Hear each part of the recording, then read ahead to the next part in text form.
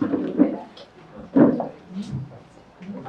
very good afternoon, dignitaries, guests, researchers, scientists, scholars, professors, all the ladies and gentlemen present here. I bring greetings from the Nagaland State Biodiversity Board. The topic which was given to me just now, our sir has, I think, has covered almost all. I would from international to national, then now I would come back to the local context in the Nagaland State Biodiversity perspective. Of course, the topic is a little beyond my reach, I'll be very honest, and I may fail to deliver justice, so kindly bear with me. As we all know, Nagaland is a little different, of course, not only Nagaland State, but some other states in the Northeast. The unique land holding system is one which has its own merit as well as its own demerit, and then also constrains many things which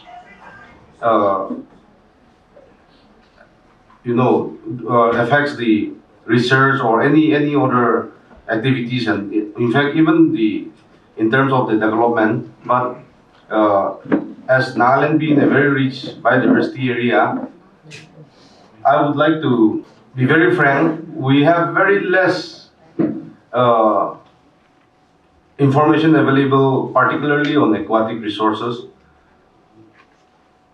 For that matter, only some few traditional practices which our earlier speakers have also mentioned. I will not go back, but I think I want to highlight more on that line. In regard to Nagaland State Biodiversity Board, since we have, as I've already mentioned, that we have very limited available resources in terms of the aquatic species. However, in alignment with the Convention of BD Act, we have been focusing on the conservation, sustainable use, and fair and equitable sharing of benefits. And in that, we normally, as we all are aware, that we constitute Biodiversity Management Committee, and in that, we all know about the PBR, People's Biodiversity Register, where we have been actively engaging. Some of us, some of the PBRs has been made, but many have not been made, and now we don't have enough documents, or for that matter information in regard to this aquatic.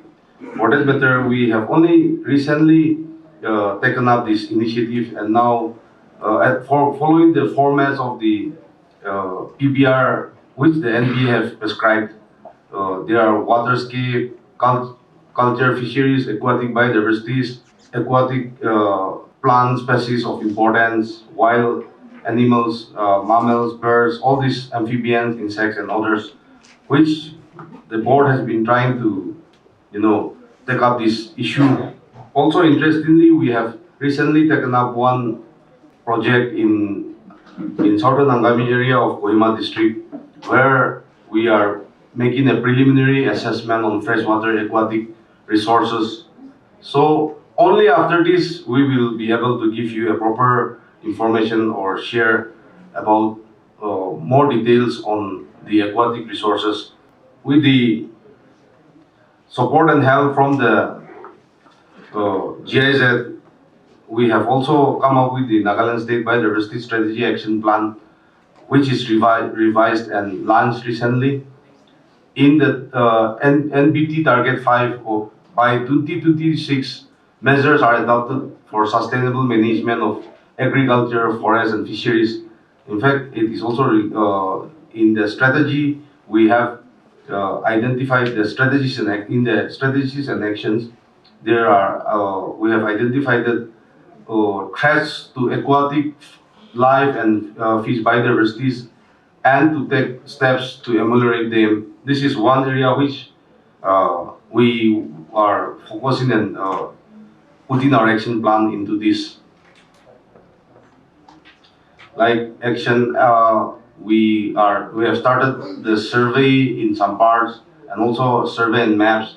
Now we are also promoting the sustainable fishing as well as cultivation of economically sustainable species in fisheries. Of course,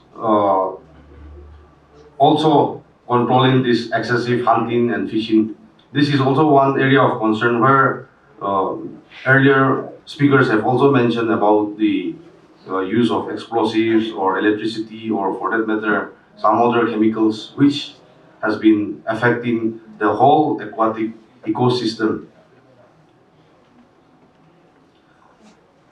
The manner in which we are working on is to strengthen the BMCs, particularly for conservation of the aquatic resources and its sustainable utilization through awareness program, educating the grassroots village communities, and also we would like to also seek support from government or any other external agencies or and then civil societies, which literally means village-based leaders or organizations which can come and help in sustainably use the biological resources, particularly on aquatic, because in the first part which I've mentioned about the land holding system, we are also of constraint that many a times the land holding as well as all those comes into force where I being the owner, I have all the liberty and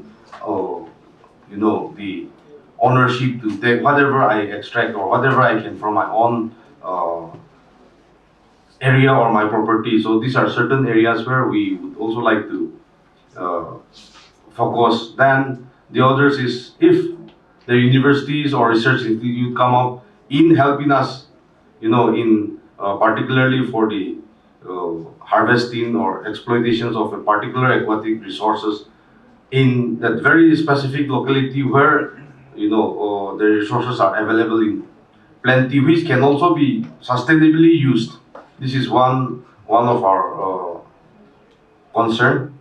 And then some I'm also been constrained. Anyway, I think this one area where what I want to share is my line of sharing is more to do with this the activities of what the Nagaland State Biodiversity has been working on, particularly on this, not doing the justice on this topic, but this is something which, as said earlier, the People's Biodiversity Register, which we are in the initial stage. Once all these are being completed, then we will get to have a better and clearer picture on how much the aquatic resources are available and what are the steps needed or what are the things need to address. Only after that, only we can give you a clear picture. I will just wind up from there and then give time to the next speaker. Thank you.